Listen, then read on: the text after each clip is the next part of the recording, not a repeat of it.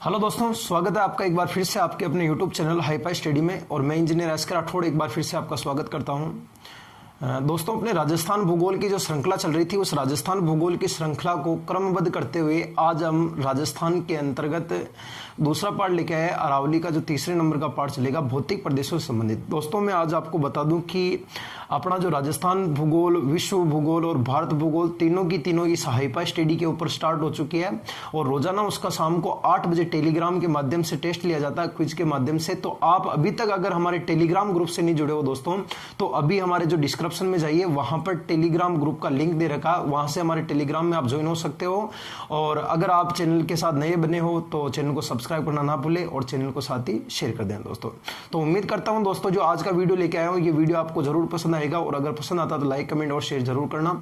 ठीक है दोस्तों, तो चलो अपने आगे वीडियो की ओर। ठीक है, देखो सुनना दोस्तों, अपने जो चल रहा था, अपन पढ़ रहे थे दोस्तों, अपने राजस्थान के भौतिक प्रदेश पढ़ रहे थे। ठीक है ना, जो राजस्थान भूगोल की जो श्रृंखला थी दोस्तों, अपन पढ़ रहे थे अपने राजस्थान का भौतिक प्रदेश। और राजस्थान के भौतिक प्रदेशों के अंतर्गत मैंने आपको पढ़ाया था दोस्तों कि राजस्थान के भौतिक प्रदेश में मरुस्थल तो पढ़ा दिया था। ठीक है दोस्तों, मरुस्थल भी हो गया था। ठीक है, गुरची हो गया। मरुस्थल के बाद में एक टॉपिक और करवाया था मेरे साथियों, जिसका नाम क्या था, अरावली। और अरावली हो चुकी थी, लेकिन देखो अपन राजस्थान की पहाड़ियों से संबंधित भौतिक प्रदेश पढ़ रहे हैं, यानी अरावली खुद एक पहाड़ी है ना, तो ये एक पर्वतमाला है। तो अब अपन राजस्थान के उन सभी पर्वतों को पढ़ेंगे, यानी उन सभी पर्वतमालाओं को पढ़ेंगे, जो पहाड़ियां पढ़ेंगे जो राजस्थान के हर एक जिले में है। तो अब अपन पढ़ेंगे दोस्तों अरावली के अंदर राजस्थान की प्रमुख पहाड़ियां। अपने टॉपिक का नाम डालोगे दोस्तों, राजस्थान की प्रमुख पहाड़ियां। ठीक है ना, राजस्थान की प्रमुख पहाड़ियां। कॉपी के अंदर हेडिंग डाल देना, राजस्थान की प्रमुख पहाड़ियां। देखो कौन कौन सी राजस्थान की प्रमुख पहाड़ियां हैं, वो अपन को इंपॉर्टेंट टॉपिक यहां से लगभग हर एक एग्जाम के अंदर यहां से प्रश्न आता ही आता। देखो राजस्थान की प्रमुख पहाड़ियों के अंतर्गत दोस्तों सबसे पहले अपन लेते हैं, देखो जिला कौन सा लेते हैं, तो सबसे पहले अपन राजस्थान का पहले नंबर का एक बड़ा सा जिला लेते हैं। सबसे ज्यादा अरावली का विस्तार बताओ दोस्तों कहां पर है, उदयपुर में है। ठीक है ना, तो पहले नंबर का जिला ही अपन उदयपुर ही ले रहे हैं और उदयपुर की प्रमुख पहाड़ियों से अपन स्टार्ट करेंगे। तो देखना दोस्तों, उदयपुर के अंदर पहले अपन सबसे पहले उदयपुर का मैप बना लेते हैं। देखना इधर, सुनना। आपको मैं बता दूं दोस्तों कि उदयपुर जो जिला है ना, इस उदयपुर जिले की आकृति कैसी है। कई बार एग्जाम में पूछा जा चुका है कि उदयपुर जिले की आकृति कौन से महाद्वीप के समान मिलती है दोस्तों। तो उदयपुर जो जिला है ना, इस उदयपुर जिले की आकृति दोस्तों अपने ऑस्ट्रेलिया महाद्वीप से मिलती है। बताओ दोस्तों किससे मिलती है, अपने तो ऑस्ट्रेलिया महाद्वीप से। उदयपुर जिला ऑस्ट्रेलिया की आकृति में, ध्यान रख लेना थोड़ा सा, ऑस्ट्रेलिया भी सेम ऐसे ही दिखता। अब देखना आप उदयपुर में कौन कौन सी पहाड़ियां। जो सबसे पहले आप उदयपुर में जाओगे दोस्तों, तो उदयपुर के अंदर आपको एक पहाड़ी मिलेगी। यहाँ पर उस पहाड़ी का नाम है अपने दोस्तों गिरवा पहाड़ियां। एक पहाड़ी नहीं है ये, बहुत सारी पहाड़ियां दोस्तों। उन पहाड़ियों का नाम क्या दोस्तों, गिरवा पहाड़ियां। गिरवा पहाड़ियां क्या होती है और ये उदयपुर में किस तरीके से फैली है। तो ये जो अपने उदयपुर की चारों तरफ जो दोस्तों ये परिधि है ना, यहाँ पर इस परिधि पे उदयपुर के चारों तरफ इस तरीके से, इन उदयपुर जो जिला है ना दोस्तों, इस उदयपुर के चारों तरफ इस तरीके से पूरे के पूरे उदयपुर में अपने पहाड़ियों का विस्तार है। और जो उदयपुर के अंदर जो चारों तरफ दोस्तों जो पहाड़ियां पाई जाती है ना, इन्हीं पहाड़ियों को कौन सी पहाड़ियां कहते हैं, गिरवा पहाड़ियां। यानी गिरवा पहाड़ियों का संबंध कौन से जिले से है, उदयपुर से है। और इन पहाड़ियों की कई बार आकृति पूछ लेते हैं। तो ये उदयपुर के चारों तरफ दोस्तों बताओ कौन सी आकृति में फैली है, अपने तो तस्त्रीनुमा आकार में फैली हुई है। बताओ दोस्तों कौन सी आकृति में फैली है, तस्त्रीनुमा। यानी कि उदयपुर में चारों तरफ पाई जाने वाली तस्त्रीनुमा आकार की पहाड़ियों को कौन सी कहा जाता है, गिरवा पहाड़ियां। और ध्यान रखना दोस्तों, जो गिरवा पहाड़ियां हैं, इन गिरवा पहाड़ियों के अंतर्गत आप जब गौर से देखते हो दोस्तों, तो गिरवा पहाड़ियों में कुछ पहाड़ियों की आकृति, यानी जो गिरवा पहाड़ियां ना दोस्तों, उन गिरवा पहाड़ियों में भी कुछ पहाड़ियों की आकृति दोस्तों किसके समान होती है, अपने मछली के समान होती है, जिनके कारण उन पहाड़ियों को दोस्तों अपने किस नाम से पुकारते हैं अपने तो उन पहाड़ियों को अपने माछला मगरा की पहाड़ियां कहा जाता है। माछला मगरा यानी कि माछला मगरा की पहाड़ियां भी कौन से जिले में है? उदयपुर। और गिरवा पहाड़ियां भी कहां पर है? उदयपुर। और गिरवा पहाड़ियां उदयपुर के चारों तरफ फैली हुई है और चारों तरफ उनकी आकृति कौन सी है? तस्तरी नुमा। और इन्हीं तस्तरी नुमा आकार की चारों तरफ फैली हुई पहाड़ियों को क्या कहते हैं? गिरवा। और माछला मगरा यानी गिरवा पहाड़ियों में, इन गिरवा पहाड़ियों के अंदर कुछ पहाड़ियों की आकृति किसके समान होती है? मछली के समान। और किन की आकृति होती है? मगरमच्छ के समान, जिनके कारण इन पहाड़ियों को क्या कहते हैं दोस्तों? माछला मगरा की पहाड़ियां कहा जाता है। जब आप यहां पर चलते हो दोस्तों, तो उदयपुर में चलते हो ना, तो उदयपुर में मेरे विद्वान साथियों यहां पर आते हो तो यहां पर आपको एक पहाड़ी मिलेगी और उन पहाड़ियों का नाम क्या है? तो उन पहाड़ियों का नाम है अपने गोगुंदा की पहाड़ियां। बहुत ही नाम सुना होगा आप लोगों ने, गोगुंदा की पहाड़ियां। और गोगुंदा की पहाड़ियां भी कौन से जिले में है? उदयपुर। और इन्हीं गोगुंदा की पहाड़ियों में दोस्तों ध्यान रखना, एक व्यक्ति था अपने, और उस व्यक्ति का नाम था दोस्तों कौन सा? अपने तो महाराणा प्रताप। इन गोगुंदा की पहाड़ियों के अंदर मेरे विद्वान साथियों महाराणा प्रताप का, गोगुंदा की पहाड़ियों में महाराणा प्रताप का दोस्तों क्या हुआ था? अपने तो राज्याभिषेक हुआ था। यानी कई बार पूछा भी जा चुका प्रश्न है कि महाराणा प्रताप का जो राज्याभिषेक हुआ था, ये महाराणा प्रताप का राज्याभिषेक बताओ किन पहाड़ियों में हुआ था? गोगुंदा की पहाड़ियों में।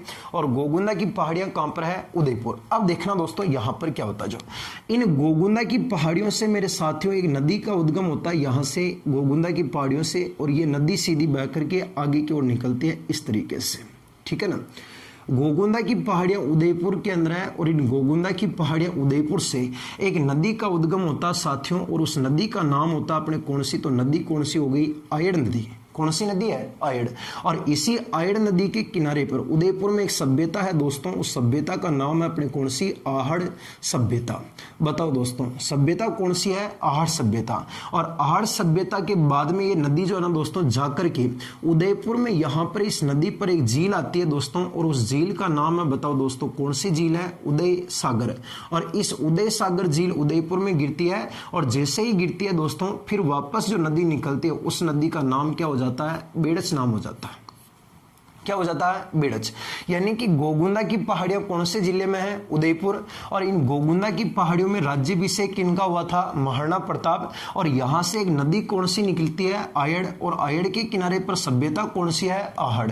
और फिर बाद में इसका जल किस में जाता है दोस्तों? उदय सागर। और उदय सागर के बाद इसका नाम क्या हो जाता है? बेड़च। अब आपको कोई पूछेगा दोस्तों कि बताओ आहड़ सभ्यता किस नदी के किनारे पर है, तो अगर बेड़च भी ऑप्शन में है और आयड़ भी ऑप्शन है तो पहले आप किसे टिक करोगे? आयड़ को करोगे। और अगर आयड़ ऑप्शन में नहीं है तो फिर आप किसे टिक करोगे? बेड़च के ऊपर करोगे, क्योंकि नदी एक है लेकिन उदय सागर से पहले इसका नाम क्या होता है? आयड़, और बाद में क्या होता है? बेड़च। ठीक है दोस्तों। गोगुंदा की पहाड़ियों से जस्ट दक्षिण में चलोगे तो यहां पर गोगुंदा की पहाड़ियों के दक्षिण में चलोगे दोस्तों तो यहां पर आपको एक और पहाड़ी मिलती है, और उन पहाड़ियों का नाम है दोस्तों कौन सी? तो पहाड़ियों का नाम हो गया अपने बीछा मेड़ा की पहाड़ियां। बीछा मेड़ा की पहाड़ियां कई बार एग्जाम में पूछ लेते हैं कि बीछा मेड़ा की पहाड़ियां कौन से जिले में है? उदयपुर। और इन्हीं बीछा मेड़ा की पहाड़ियों से ध्यान रखना मेरे विद्वान साथियों, एक नदी का उद्गम होता है बीछा मेड़ा की पहाड़ियां उदयपुर से, जो माही नदी की सहायक नदी है। और इस माही नदी की सहायक नदी का नाम क्या है दोस्तों? सोम नदी। यानी कि सोम नदी का उद्गम किन पहाड़ियों से होता है? बीछा मेड़ा। और बीछा मेड़ा की पहाड़ियां भी कहां पर है? उदयपुर।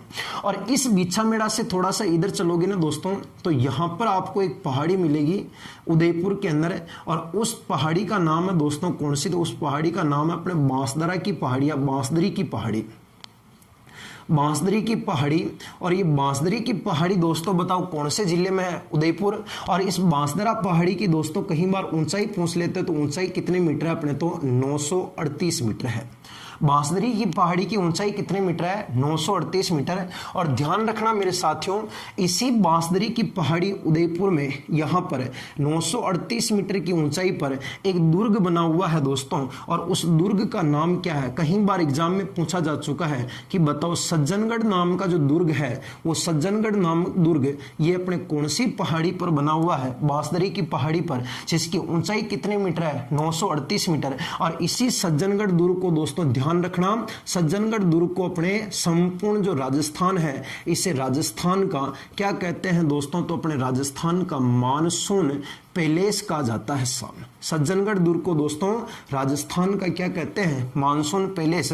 और साथ ही साथ इसी सज्जनगढ़ दुर्ग को जो आपके उदयपुर जिला है, इसे उदयपुर का मेरे विद्वान साथियों बताओ किस नाम से पुकारते हैं, ताज के नाम से पुकारा जाता है। उदयपुर का ताज, ताज माने होता है मुकुट, ठीक है ना, जो सिर पर बांधा जाता है ना दोस्तों, वो वाला मुकुट। अब देखो सबसे पहले अपन उदयपुर पढ़ रहे हैं और उदयपुर के अंदर कुछ पहाड़ियां हैं दोस्तों, जैसे कि पहली पहाड़ी का नाम क्या है, गिरवा पहाड़ियां। गिरवा पहाड़ियां दोस्तों ध्यान रखना उदयपुर के चारों तरफ पाई जाती है, और उदयपुर के चारों तरफ पाई जाने वाली जो तस्तरी नुमा आकार की पहाड़ियां होती है, कैसी होती है दोस्तों, तस्तरी नुमा। इन उदयपुर के चारों तरफ पाई जाने वाली तस्तरी नुमा का मतलब क्या होता है, तस्तरी नुमा का मतलब होता है कि मटके के ऊपर जो अपन पानी की प्लेट ढकाते हैं ना, उस प्लेट के समान इन पहाड़ियों की आकृति होती है, जिसे आप तस्तरी नुमा कहते हो। और इन्हीं तस्तरी नुमा आकार की पहाड़ियों को बताओ साथियों किन पहाड़ियां कहते हैं, गिरवा। और इस गिरवा पहाड़ियों में कुछ पहाड़ियों की जो आकृति होती है दोस्तों, इन गिरवा पहाड़ियों में कुछ पहाड़ियों की आकृति किसके समान होती है, मछली के समान होती है। और इन जो मछली के समान जो आकृति वाली पहाड़ियां होती है दोस्तों, उन पहाड़ियों को बताओ क्या कहते हैं, माछला मगरा कहते हैं। फिर दोस्तों अपने पहाड़ी का नाम क्या है, गोगुंदा की पहाड़ियां। और इन गोगुंदा की पहाड़ियों में मेरे विद्वान साथियों ध्यान रखना, इन गोगुंदा की पहाड़ियों में अपने राज्याभिषेक किसका हुआ था, महाराणा प्रताप। और यहाँ पर महाराणा प्रताप का क्या हुआ था, राज्याभिषेक। और इन्हीं गोगुंदा की पहाड़ियों से एक नदी कौन सी निकलती है, आयड़। और आयड़ के किनारे सभ्यता कौन सी है, आहड़। और फिर जल किस में जाता है, उदय सागर। और फिर दोस्तों इस नदी का नाम क्या हो जाता है, बेड़च। फिर दोस्तों दक्षिण में आते हैं ना, थोड़ा सा गोगुंदा के दक्षिण में आने के बाद यहाँ पर एक पहाड़ी और आती है जिसका नाम है बीछा मेड़ा की पहाड़ियां। बोलो एक बार मेरे साथ बोलना दोस्तों, बीछा मेड़ा की पहाड़ियां। और इन्हीं बीछा मेड़ा की पहाड़ियों से माही नदी की सहायक नदी, जो दोस्तों आपके जो दक्षिण डूंगरपुर बांसवाड़ा के अंदर जो माही नदी बहती है ना, इस माही नदी की सहायक नदी है, उस नदी का नाम क्या है, सोम। ये सोम नदी बीछा मेड़ा से निकलती है, जो बताओ दोस्तों कौन से जिले में है, उदयपुर। फिर बाद में एक पहाड़ी का नाम है दोस्तों अपने कौन सी, बांसदरी की पहाड़ी। और इसकी ऊंचाई कितने मीटर है, 938 मीटर है। और इस पहाड़ी के ऊपर ध्यान रखना मेरे विद्वान साथियों, एक दुर्ग कौन सा बना है, सज्जनगढ़ नाम का दुर्ग बना हुआ है। और इसी सज्जनगढ़ दुर्ग के दो उपनाम है दोस्तों, एक का नाम तो है, इसका नाम रखा गया राजस्थान का मानसून पैलेस। राजस्थान का क्या कहते हैं, मानसून पैलेस। और एक इसको कहते हैं दोस्तों अपने उदयपुर जिले का ताज कहा जाता है। राजस्थान का मानसून पैलेस तथा उदयपुर का ताज किस दुर्ग को कहते हैं, सज्जनगढ़ दुर्ग को कहा जाता है दोस्तों। फिर अपन यहां आते हैं इस तरफ, यहां पर दोस्तों आपको एक पर्वत मिलेगा इस जगह पर उदयपुर में। और उस पर्वत का नाम ध्यान रखना दोस्तों, उस पर्वत का नाम अपने कौन सा, तो जरगा नाम का पर्वत है। बताओ दोस्तों पर्वत कौन सा है, जरगा। और जरगा पर्वत मैंने आपको बताया था कि दक्षिणी अरावली जो बताई थी मैंने आपको, राजस्थान में अरावली को 3 भागों में बांटा था, उत्तरी अरावली, मध्य अरावली, दक्षिणी अरावली। उस दक्षिणी अरावली का केंद्र बिंदु कौन सा था, जरगा पर्वत। साथ ही अपने जो अरावली की 5 चोटियां, पांच सबसे ऊंची चोटियां, पांच में सबसे पहले नंबर की सबसे ऊंची चोटी का नाम क्या हो गया दोस्तों अपने, तो गुरु शिखर। गुरु शिखर के बाद में दूसरे नंबर की कौन सी है, शेर। शेर के बाद में दोस्तों तीसरे नंबर की कौन सी है, देलवाड़ा। और देलवाड़ा के बाद में चौथे नंबर की कौन सी है, जरगा। और 5वें नंबर की दोस्तों चोटी का नाम क्या हो गया, अचलगढ़। तो यहां पर जो आपने देखो गुरु शिखर की ऊंचाई कितने मीटर है दोस्तों, 1722 या लगभग कितना मीटर है, 1727। शेर की ऊंचाई कितने मीटर है दोस्तों, 1597 मीटर। देलवाड़ा की ऊंचाई कितने मीटर है दोस्तों, 1442 मीटर। जरगा की ऊंचाई कितने मीटर है, 1431 मीटर। और अचलगढ़ की ऊंचाई कितने मीटर है दोस्तों, 1380 मीटर है।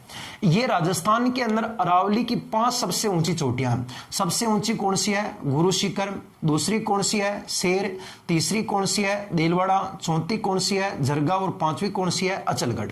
तो दोस्तों जो अरावली की पहले नंबर की चोटी, ये पहली है, ये दूसरी है, ये तीसरी है, ये चौथी है और ये 5वीं है। तो अरावली की 4थे नंबर की सबसे ऊंची चोटी कौन सी है, जरगा पर्वत। और जरगा पर्वत बताओ कौन से जिले में लगती है, उदयपुर। और कई बार दोस्तों इस जरगा की ऊंचाई पूछ लेते तो ध्यान रखना, इस जरगा की ऊंचाई दोस्तों ध्यान रखना, ऊंचाई कितनी मीटर है अपने, तो 1431 मीटर है। ध्यान रख लेना थोड़ा सा, 1431 मीटर जरगा की ऊंचाई है। यहां तो जरगा है, ये तो दोस्तों अपने आप का जरगा पर्वत है। और जरगा के बाद जब आप जरगा के दक्षिण में आते हो ना दोस्तों, तो जरगा के दक्षिण में आप ध्यान रखना मेरे साथियों, यहां पर आपके एक पर्वत आता है जरगा के दक्षिण के अंदर। जरगा के दक्षिण में आपको एक पर्वत मिलेगा मेरे विद्वान साथियों, और उस पर्वत का नाम बताओ क्या होगा? तो उस पर्वत का नाम होगा रागा नाम का पर्वत है। ऊपर कौन सा है? जरगा। नीचे कौन सा है? रागा। ऊपर कौन है? जरगा। नीचे कौन है? रागा। इन ऊपर तो जरगा, नीचे रागा। जरगा तथा रागा पर्वत के मध्य छोटी छोटी पहाड़ियां मेरे साथियों, ध्यान रखना, जरगा पर्वत तथा रागा पर्वत के मध्य कुछ छोटी छोटी पहाड़ियां हैं। और ये छोटी छोटी पहाड़ियां दोस्तों वर्ष भर क्या रहती है? हरी भरी रहती है। और वर्ष भर हरी भरी रहने के कारण इन छोटी छोटी पहाड़ियों को बताओ मेरे विद्वान साथियों किस नाम से पुकारते हो? देश हरो कहा जाता है। यानी आपको पूछेगा कि देश हरो भी कहां पर है? उदयपुर। जरगा पर्वत अरावली की चौथे नंबर की सबसे ऊंची चोटी कौन सी है? जरगा, जिसकी ऊंचाई कितने मीटर है? 1431। जरगा के दक्षिण में कौन सा है? रागा। और इनके दोनों के मध्य पहाड़ियों को क्या कहते हैं? देश हरो कहते हैं साहब, ठीक है ना। फिर दोस्तों थोड़ा सा आप यहां पर चलोगे तो उदयपुर के अंदर दोस्तों यहां पर जाने के बाद राजसमंद और उदयपुर की सीमा पर एक आपको घाट दिखेगा, घाट यहां पर। और उस घाट का नाम क्या होगा मेरे विद्वान साथियों? तो ध्यान रखना, उस घाट का नाम होगा अपने चीरवा घाट। बताओ दोस्तों, घाट का नाम क्या होगा? चीरवा घाट। ये चीरवा घाट दोस्तों उदयपुर जिले में लगता है। और यहां से एक एनएच गुजरता दोस्तों, राष्ट्रीय राजमार्ग संख्या, और उस एनएच का नाम कितना मेरे विद्वान साथियों? तो यहां से जो एनएच गुजरता है उस एनएच का नाम कितना है? 8। और इस 8 का नाम चेंज हो गया, इसी को कहते हैं 58, या 58 के अलावा इसे क्या कहते हैं? 48 कहते हैं। चीरवा घाट दोस्तों बताओ कौन से जिले में है? उदयपुर, जहां से एक आपका एनएच गुजरता है और उस एनएच का नाम कितना है? 8। और 8 का नया नाम कितना है? 58 या 48। और वर्तमान में इस घाट पर, इस एनएच पर 500 मीटर लंबी, ध्यान रखना दोस्तों, 500 मीटर लंबी सड़क की क्या बनाई गई है मेरे विद्वान साथियों? तो अपने सुरंग बनाई गई है। सड़क की सुरंग बनी हुई है कौन से घाट में? चीरवा घाट। और एनएच कौन सा है? 8। नया नाम कितना है? 58 या 48। और इस सुरंग की लंबाई कितने किलोमीटर है? मीटर, सॉरी किलोमीटर नहीं है, 500 मीटर। 500 किलोमीटर बहुत ज्यादा हो जाएगी। तो आपके जो उदयपुर है दोस्तों, यहां पर थोड़ा सा इस तरफ आओगे दोस्तों, तो यहां पर आपके एक पहाड़ी मिलती है दोस्तों, इस तरफ उदयपुर में, यहां पर, ठीक है दोस्तों। यहां पर आपको एक पहाड़ी और मिलेगी, और उन पहाड़ियों का नाम है दोस्तों अपने पदराला की पहाड़ियां। बताओ दोस्तों कौन सी पहाड़ियां? पदराला की पहाड़ियां। और इन्हीं पदराला की पहाड़ियों से एक नदी का उद्गम होता है मेरे विद्वान साथियों। और बताओ उस नदी का नाम क्या होगा? तो पदराला नाम की पहाड़ियों से एक नदी का उद्गम होता है जो बहुत ही इंपॉर्टेंट नदी है दोस्तों, और उस नदी का नाम होगा अपने साबरमती नाम की नदी का उद्गम होता है। कौन सी नदी निकलती है? साबरमती। और यहां से जो कौन सी नदी निकलेगी दोस्तों? सोम। ये आपकी नदी कौन सी हो गई? सोम। और यहां से जो दोस्तों नदी निकल रही है, इस नदी का नाम क्या हो गया? आयड़। और यहां पर जाकर के दोस्तों इस नदी का नाम क्या हो गया? बीड़च। इस तरीके से आप उदयपुर जिले की जो एक एक पहाड़ियां हैं दोस्तों उनको आप पढ़ सकते हो। एक बार इसका स्क्रीनशॉट ले लो आप। हो गया? चलो ठीक है, एक बार वापस रिवाइज करना। पहला जिला कौन सा है? उदयपुर। उदयपुर में पहली पहाड़ियों का नाम क्या है? गिरवा। गिरवा पहाड़ियों का मतलब होता है साथियों की उदयपुर जिले के चारों तरफ पाई जाने वाली जो तस्तरी नुमा आकार की पहाड़ियां होती है, उन तस्तरी नुमा आकार की पहाड़ियों को क्या कहते हैं? गिरवा पहाड़ियां।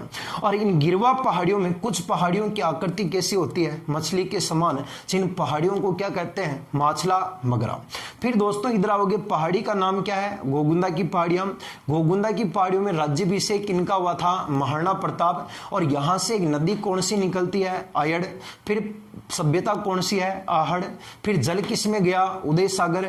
फिर नाम क्या हो गया? बेड़च।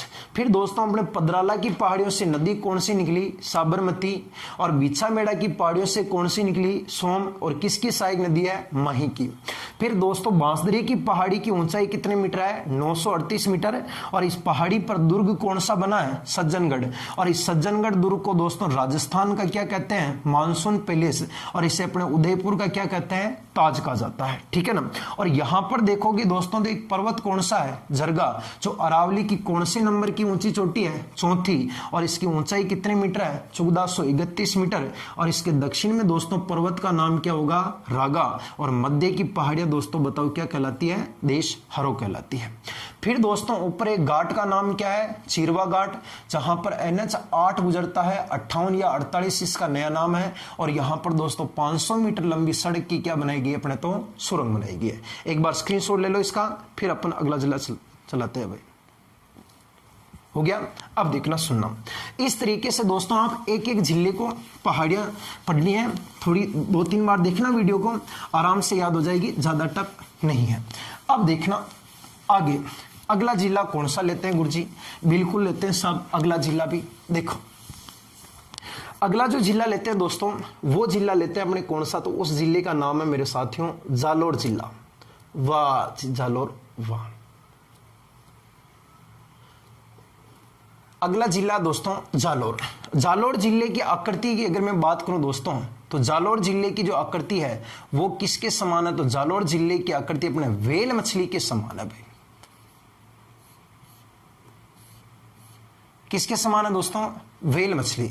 अब देखना इधर सुनना, अपने से तो नहीं बनेगी व्हेल मछली, लेकिन मान लेना कि व्हेल मछली है।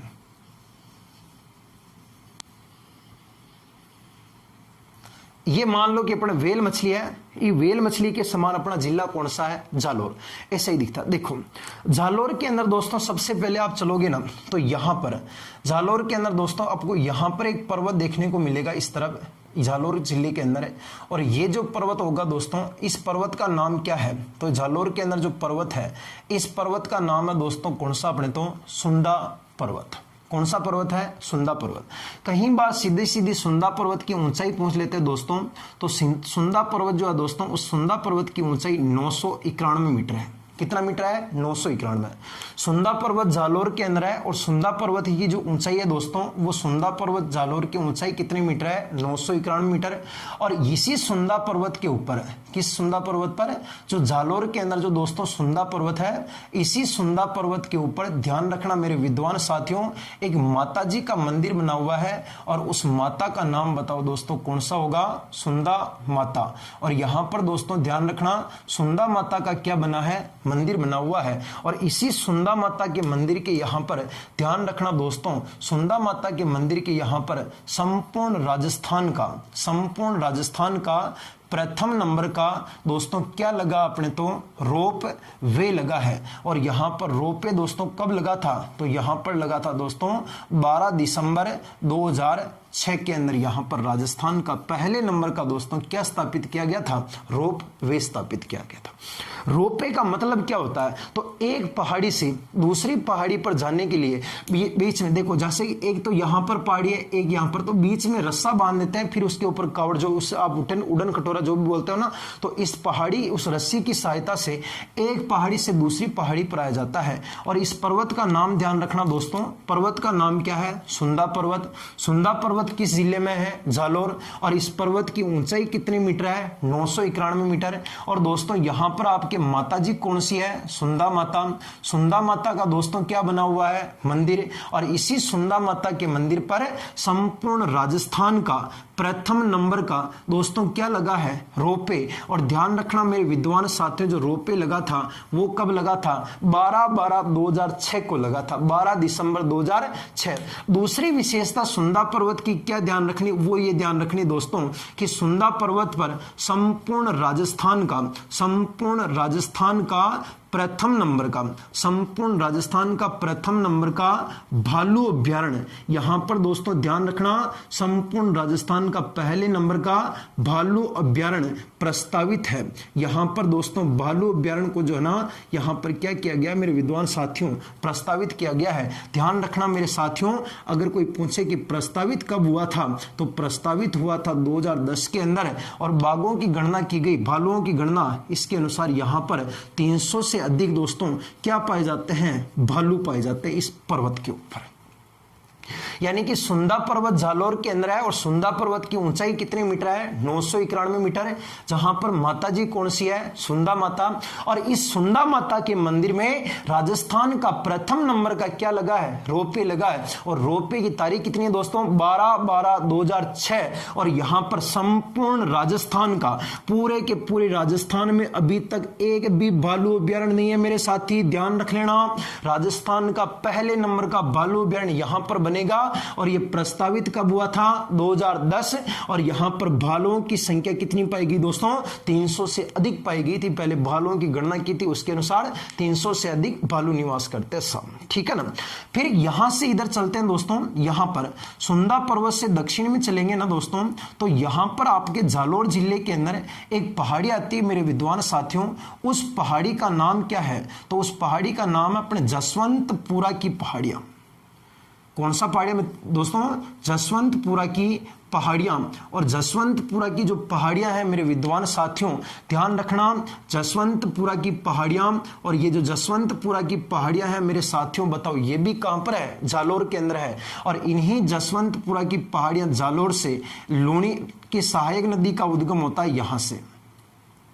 जसवंतपुरा की पहाड़ियां जालोर के अंदर है और इन जसवंतपुरा की पहाड़ियों से लूणी की सहायक नदी निकलती है दोस्तों।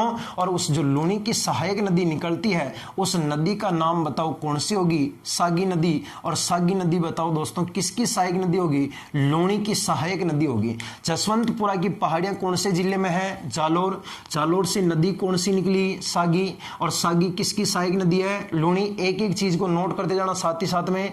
थोड़ा सा नीचे आएंगे दोस्तों जसवंतपुरा से, तो यहां पर आपको दोस्तों एक पर्वत मिलेगा जालोर में। यहां पर लो जी आगे गुरुजी पर्वत को नाम के गुरुजी पर्वत को नाम है मुन्ना, एसराणा नाम का पर्वत है। बताओ दोस्तों पर्वत का नाम क्या होगा? एसराणा पर्वत। और एसराणा नाम का जो पर्वत है दोस्तों, ये एसराणा नाम का पर्वत ध्यान रखना दोस्तों कौन से जिले में है? जालोर के अंदर है। और इस एसराणा पर्वत के ऊपर दोस्तों ध्यान रखना, यहां पर रूडी प्रजाति के, कौन सी प्रजाति के दोस्तों? रूडी प्रजाति के। इस एसराणा पर्वत के ऊपर रूडी प्रजाति के दोस्तों क्या पाए जाते हैं? नेवले पाए जाते हैं। ये रूडी प्रजाति के नेवले एक तो एसराणा पर्वत जालोर में पाए जाते हैं और ये राजस्थान के अंदर एसराणा के अलावा दो जगह पर और पाए जाते हैं। एक तो दोस्तों अपने अभ्यारण्य जिसका नाम है अपने कौन सा? तो फुलवारी की नाल अभ्यारण्य। कौन सा दोस्तों? फुलवारी की नाल अभ्यारण्य। और ये फुलवारी की नाल अभ्यारण्य मेरे विद्वान साथियों बताओ कौन से जिले में लगता है? उदयपुर में लगता है। और दूसरे नंबर का जो लगता है दोस्तों उस अभ्यारण्य का नाम क्या है? तो उस अभ्यारण्य का नाम है अपने कुंभलगढ़ अभ्यारण्य। और ये जो कुंभलगढ़ नाम का दोस्तों जो अपने अभ्यारण्य है, ये कुंभलगढ़ नामक अभ्यारण्य बताओ साथियों कौन से जिले में लगता है? राजसमंद। इस कुंभलगढ़ अभ्यारण्य राजसमंद तथा फुलवारी की नाल उदयपुर, कुंभलगढ़ अभ्यारण्य राजसमंद तथा फुलवारी की नाल अभ्यारण्य उदयपुर तथा एक पर्वत का नाम क्या है? एसराणा। इन सभी जगह पर, तीनों जगह, एसराणा जालोर, फुलवारी की नाल अभ्यारण्य उदयपुर, कुंभलगढ़ अभ्यारण्य राजसमंद, तीनों जगह पर दोस्तों ध्यान रखना रूडी प्रजाति के क्या पाए जाते हैं? नेवले पाए जाते हैं। रूडी प्रजाति के नेवले, ठीक है ना। थोड़ा सा इधर आएंगे दोस्तों तो जालोर के अंदर यहां पर आपको एक और पर्वत देखने को मिलेगा दोस्तों। और जालोर के अंदर जो पर्वत देखने को मिलेगा उस पर्वत का नाम बताओ क्या होगा? पांचोटा नाम का पर्वत है। कौन सा पर्वत है? पांचोटा। आपको यह पूछेगा बंदों कि बताओ पांचोटा पर्वत कहां पर है? जालोर के अंदर है। पांचोटा भी कहां पर है? जालोर। पांचोटा के बाद में मेरे विद्वान साथियों यहां पर आओगे तो यहां पर आपको एक और पर्वत देखने को मिलेगा और उस पर्वत का नाम बताओ क्या होगा? रोजा नाम का पर्वत है। तो दोस्तों आप लोग बताओगे कि रोजा नाम का पर्वत भी कौन से जिले में है? जालोर के अंदर है। रोजा के बाद में दोस्तों यहां पर आप आओगे तो जालोर के अंदर, तो जालोर में एक और पर्वत देखने को मिलेगा और उस पर्वत का नाम बताओ दोस्तों क्या होगा? भाकर। यानी कि पांचोटा पर्वत, रोजा पर्वत और भाकर पर्वत। पांचोटा पर्वत, रोजा और भाकर। पांचोटा, रोजा, भाकर तीनों की तीनों कहां पर है? जालोर के अंदर है। और एसराणा पर्वत भी कहां पर है? जालोर। यहां पर रूडी प्रजाति के क्या पाए जाते हैं? नेवले। जो फुलवारी की नाल अभ्यारण्य कहां पर है? उदयपुर। और कुंभलगढ़ अभ्यारण्य की तरह कहां पर है? राजसमंद में भी रूडी प्रजाति के क्या पाए जाते हैं? हैं नेवले। अब आपको कोई पूछेगा मेरे साथियों कि भाकर नाम का पर्वत कहां पर है? जालोर। जबकि एक ध्यान रखना दोस्तों, जिला कौन सा है? सिरोही। कौन सा जिला दोस्तों? सिरोही। इस सिरोही में जाते हो तो सिरोही के अंदर जैसे कि कोई पहाड़ आता है और इन पहाड़ों का जो ये वाला जो भाग होता है ना दोस्तों, ये वाला ढलान वाला भाग, सिरोही के अंदर दोस्तों जो पहाड़ होता है उन पहाड़ों का जो ढलानदार भाग होता है, उन ढलानदार भाग को सिरोही के अंदर मेरे विद्वान साथियों स्थानीय भाषा में कौन सा प्रदेश कहते हैं? तो उसे स्थानीय भाषा में भाकर प्रदेश के नाम से पुकारा जाता है। आपको यह पूछेगा भाकर नाम का पर्वत कहां पर है? जालोर। जबकि सिरोही में तेज ढलानदार पहाड़ी भाग को क्या कहते हैं? भाकर प्रदेश कहा जाता है। दोस्तों एक बार स्क्रीनशॉट ले लो इसका, फिर अपन चलते हैं। हो गया। देखो जालोर जिले की आकृति कौन सी है? वेल मछली। जालोर में पहला पर्वत कौन सा है? सुंदा पर्वत। और इसकी ऊंचाई कितने मीटर है? 991। यहाँ पर सुंदा माता का क्या बना है? मंदिर। और यहाँ पर राजस्थान का पहला क्या लगा है? रोपे। और रोपे कब लगा था? 12/12/2006 को लगा था। फिर दोस्तों यहाँ पर राजस्थान का पहला भालू अभ्यारण्य प्रस्तावित है, और प्रस्तावित कब हुआ था? 2010। और यहाँ पर भालू कितने से अधिक है? 300 से अधिक। और जसवंतपुरा की पहाड़ियों से लूनी की सहायक नदी कौन सी निकलती है? सागी।